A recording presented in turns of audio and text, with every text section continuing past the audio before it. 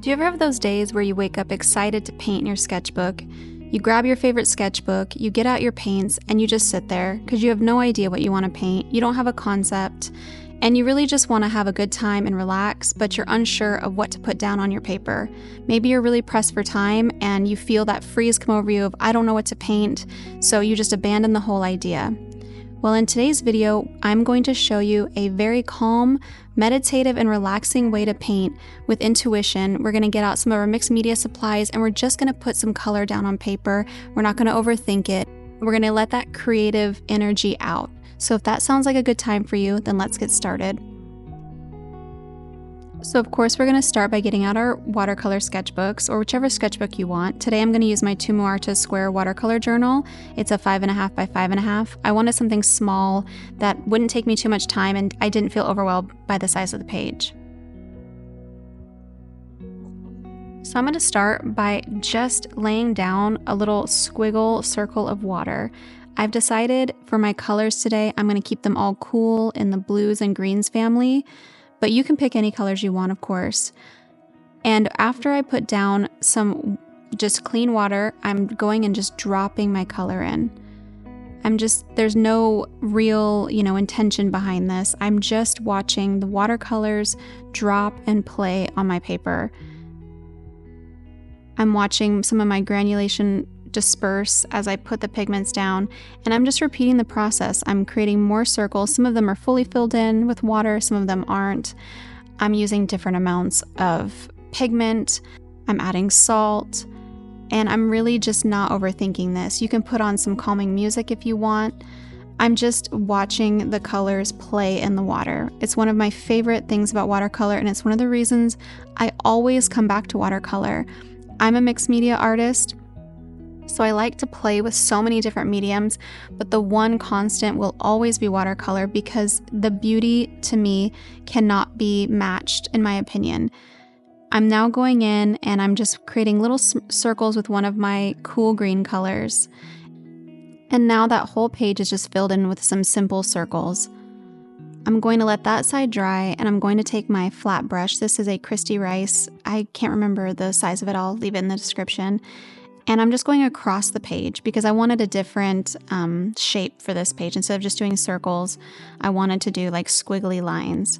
And I'm keeping in that same color family. I will say if you keep a color harmony with all the same colors, it's going to be it's easier to create something, obviously, that looks like it goes together and it requires less thinking. So that was my thought process behind these colors today. I didn't want to have to think, and I knew if I used all blues and cool greens, they would just flow beautifully together. I'm adding some pigment and going across, and some of them I'm just doing water and then dropping the pigment in.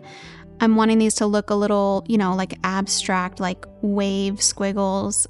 Again, there is no real concept. I feel like the longer or the more I put down on the paper, the more a concept comes to me. It reveals itself. And that's one of the beauties of abstract. I mean, I can't speak for all, artists that create abstract. They might go in with a concept. But for these exercises, for me, it's more about just, moving my brush in whatever, simplistic way I feel like. And then through the process of doing that, I'll start to make choices that seem like they're forming into a concept, if that makes any sense.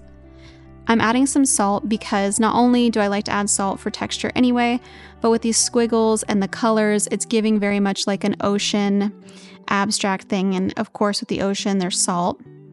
So I'm adding some salt, I'm dropping in some water to kind of spread that salt out, and I'm going to let those dry. Once those pages are dry, I'm going to remove my clips and I'm just going to try to remove as much salt as I can from the surface of my page. If pieces of the salt crystals get stuck in my page, I'm totally fine with that. I like it sometimes. And then I'm going to grab out some of my pens and Sharpies and kind of figure out what I want to do. Today I decided to go with the Pilot Precise V5 Extra Fine pen. I really like the thin, fine lines when I'm doing mark making over my abstract watercolor. So what I typically do is I find a dried edge of the watercolor, because if you've ever used watercolor, you know that there's sometimes a sharp line of where the watercolor is dried, and I'll start there and I'll just move my pen in a squiggling motion. I like to use a lot of movement with both of my painting and with my mark making, so I prefer squiggly lines. Use whatever lines you want or whatever marks feel, natural to you. And I like to just go around the edges of my watercolor, and I don't have a lot of thought or plan behind this. I'm just creating, I like to think of rocks and geodes and things naturally around us that have these like rings in them, and I like to create those around my circles. I will also go in and put some little dots and marks. I will loosely outline some of the smaller circles. Again, I'm intentionally not doing the circles perfectly. I want them to overlap. I want there to be negative space in between my lines and between the paints. I like there to be jagged edges and for it to feel very organic. Sometimes I'll go in and add in a simple like line art leaf like I'm doing now, or plant, to fill in those circles.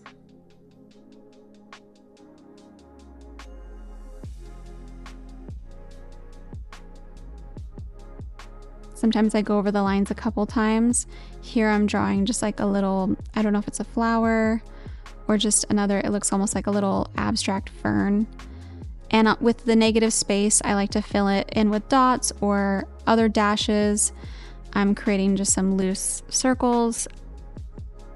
Very, very, intuitive approach to mark making. I then decided I want to get out one of my white pens and go over some of the darker spots of watercolor to really have those pop. I had both the Jelly Roll white pen as well as my favorite one, which is the Uniball Signo.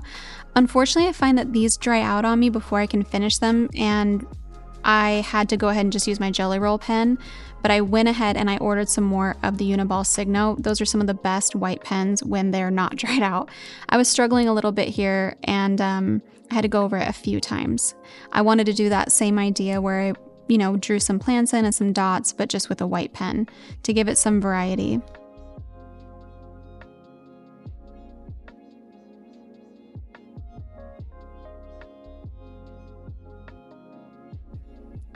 Now for the other side, I took my Sharpie in the silver color and I wanted there to be some metallic pieces. So I went ahead and I started creating little lines. Again, I would go around the watercolor ridges and create those metallic lines. I didn't want to go overboard with the silver because it would just be too much. I wanted there just to be some hints of it around. I'm going around like a little salty area and kind of highlighting it with that silver Sharpie. I then went in with my gold Posca pen and kind of went over some of those silver areas and just added a little bit of gold to them. I'm doing very similar mark making that I did on the other side. I just wanted to spice it up with some gold and silver.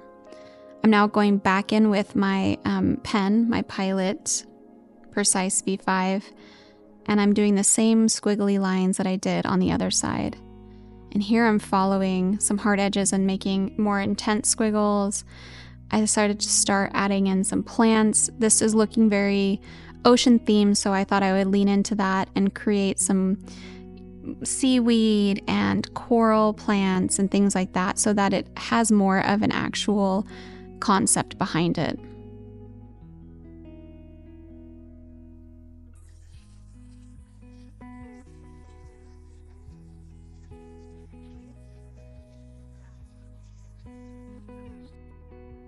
I started adding little circles that kind of resembled bubbles. I like to overlap those as well.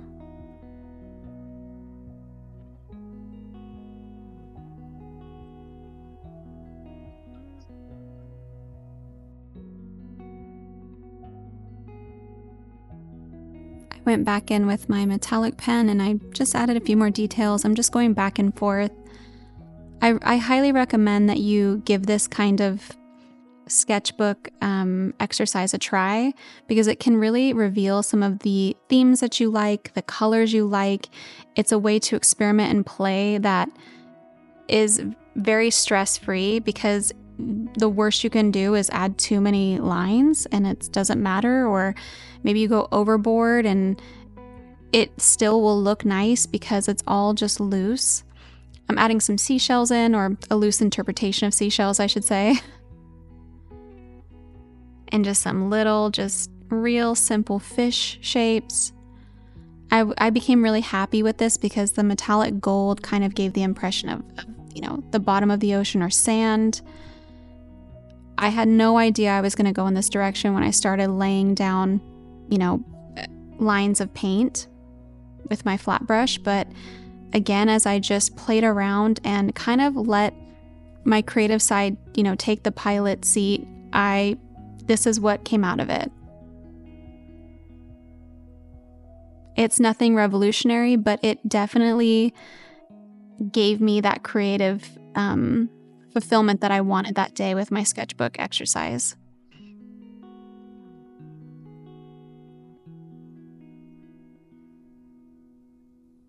If you're somebody who primarily works with line art and you wanted to make it more interesting, I highly recommend getting a small set of watercolors and putting some watercolor down and then doing your line art on top of it, and vice versa. If you are a watercolor artist and you feel a little stifled by just using watercolor, but you don't want to go invest a bunch of money in a bunch of mixed media supplies, grab some nice pens. Grab a white pen, maybe a metallic pen, and a really nice black pen that is a thickness or thinness that you prefer, and just start adding some lines and line art. There's so many possibilities that you can do. I'm just adding some more plants.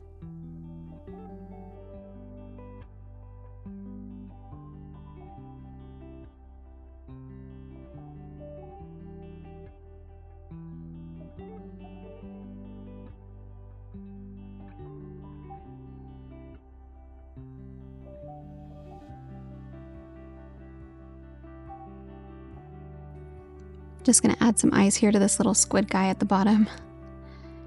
And that is it. This is my completed abstract sketchbook spread for today. It was a very relaxing, calm process. I hope you guys take the time to get out your sketchbooks today and just put some color down, add some shapes, and just relax and enjoy the process and not overthink it. Thank you so much for watching. If you like this video, please like and comment. If you like my channel, please hit that subscribe button. And until next time, I will see you all later. Bye.